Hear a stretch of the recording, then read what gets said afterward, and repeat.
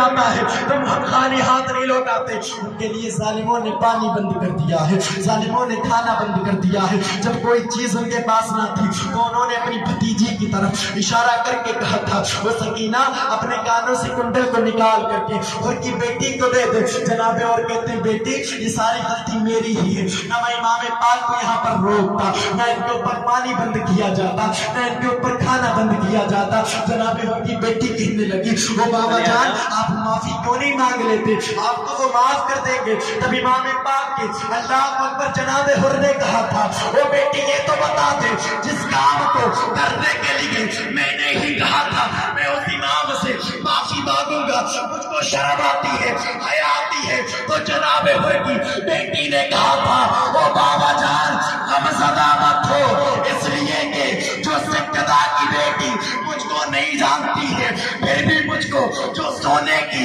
بالیاں دے سکتی ہے, میرا ایمان کہتا ہے کہ اس کے بیٹے تجھ کو معاف بھی کر سکتے ہیں. اے بابا جان صرف جانا تیرا کام ہے اور معافی کا پروان دے دینا یہ زہرا کی لاحق.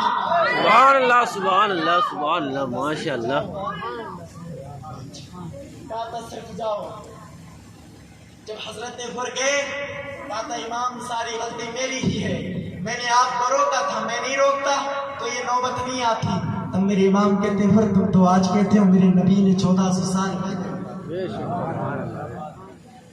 یہ جملہ خود کہا, اس وقت کی بات کو لے لیا. میرے امام فرماتے حر تم نے آج کہا ہے, میرے نانا جان نے کئی برس پہلے بتا دیا تھا.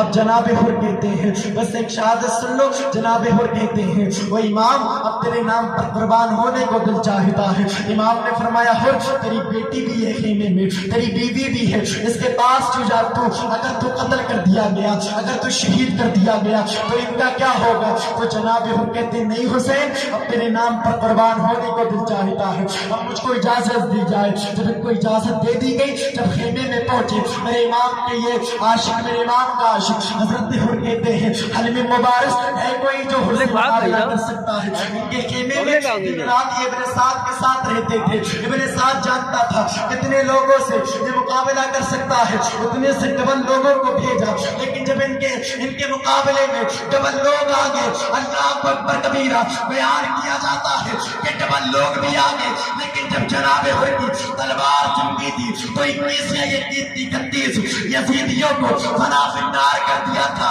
ابن سعد نے کہا تھا اور یہ تو بتا دے جب تک ہمارے ساتھ تھا اتنے لوگوں کو نہیں مار سکتا تھا, اب کیا ہو گیا ہے. تو حر نے کہا تھا ابن سعد سن لے جب تک تیرے ٹکڑوں پر حر بنتا تھا جب تک اس سے آدھے لوگوں کو مار سکتا تھا, لیکن اللہ کی قسم جب سے زہرا کے لال کے ٹکڑوں پر پلنے لگا ہے اب اتنی طاقت آ گئی ہے اگر سارے لوگوں کو تو ایک ایک کر کے بھیجتا رہے گا تو ہر ایک ایک کر کے کہنے کے بعد حضرت حر پر سے تیر برسائے گئے. اس کے بعد جب اہل بیت کے یہ عاشق شہید اللہ شاعر ہیں وہ کر رہے ہیں آمین تو کہہ دو بھیا آمین. کہ کاروبار میں برکت ہوگی کیا گوار ہے نہیں. میرے امام نے کہا تھا اپنے تمام عاشقوں کو سمجھایا, لیکن جب کوئی بھی ایمان حضرت حر کی شہادت ہو گئی, اس کے بعد حضرت حبیب بن مظاہر کی شہادت ہو گئی, حضرت مسلم بن عصجبہ یا عصوجہ کی شہادت ہو گئی. اس کے بعد نبی کے گھر والوں کی جب باری آئی حضرت علی اصغر کی شہادت ہوئی. پھر اس کے بعد امام جانے کے لیے تیار ہو گئے. جب امام تیار ہوئے تو سیدہ سکینہ نے کہا تھا بابا جان آپ تو جا رہے ہیں, لیکن جب آپ گھر چھوڑ کر کے مدینہ سے آئے تھے تو سغرا نے آپ سے ایک وعدہ لیا تھا, اس کے بعد مٹی پر چلوایا تھا, لیکن میں بھی چاہتی ہوں کہ آپ کوئی ایسا کام کر دیں اس کام کو جب میں دیکھوں تو مجھ کو اپنے باپ کی یاد آنے لگے. میرے امام نے کہا تھا کیا کرنا چاہتی ہو. اس وقت میں ہی سیدہ سغرا کی بات کو حضرت سیدہ سکینہ نے دہرایا, اور دہرانے کے بعد جب میرے امام یزیدی لشکریوں کے پاس گئے اور جانے کے بعد کہا تھا حلم مبارک, اس کے پہلے امام نے خطبہ دیا تھا اور کہا تھا لوگوں اب بھی مان جاؤ، اس کا بینیفٹ میں تمہیں قیامت کے میدان میں دلا دوں گا۔ جب کوئی بھی نہیں مانا، میرے امام نے اتنا کہہ دیا، کہا تھا جب نہیں مانتے ہو، لوگوں نے کہا تھا، ابن سعد نے کہا تھا حسین ہم مان جائیں گے لیکن یزید کی بیٹی لے لو۔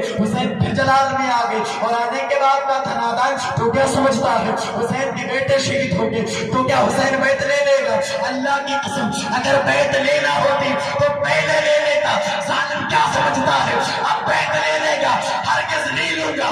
آج مقابلے میں بھیج دو۔ جب ابن سعد نے بھیجا سب سے تگڑا پہلوان جو مانا جاتا تھا، ملک شام کا تھا، اس کو بھیجا، امام کی تلوار چلی، گاجر مولی کی طرح کاٹتے ہوئے چلے گئے۔ امام نے کئی لوگوں کو فنا فنار کر دیا، حاصل جہنم کر دیا۔ کاٹنے کے بعد امام کی تلوار چلتی رہی، تلوار چلی، میں سرا پہ حملہ کیا، ختم کر دیا، میں بنا پہ حملہ کیا، صفایا کر دیا۔ اب امام کی تلوار چمکتی رہی، چمکتی رہی، چمکتی رہی، ذوالفقار حیدری چلاتے رہے، حضرت جعفر تجار کے نیزے سے باہر کرتے رہے، اللہ اکبر، حضرت امیر حمزہ کی ڈھال سے باروں کو روکتے رہے۔ لیکن ایک وقت وہ آیا کہ امام کی تلوار چلتے چلتے روک گئی۔ میں نے عالم تصور میں سوال کر دیا، وہ امام یہ تو بتا دے، لوگوں نے حملہ کیا تو تلوار نہیں روکی، اب کیوں روک گئی؟ تو امام نے کہا تھا نادان جنگ بعد میں ہے، نماز میں سبحان اللہ سبحان اللہ۔ میری تلوار نماز کے لیے رکی،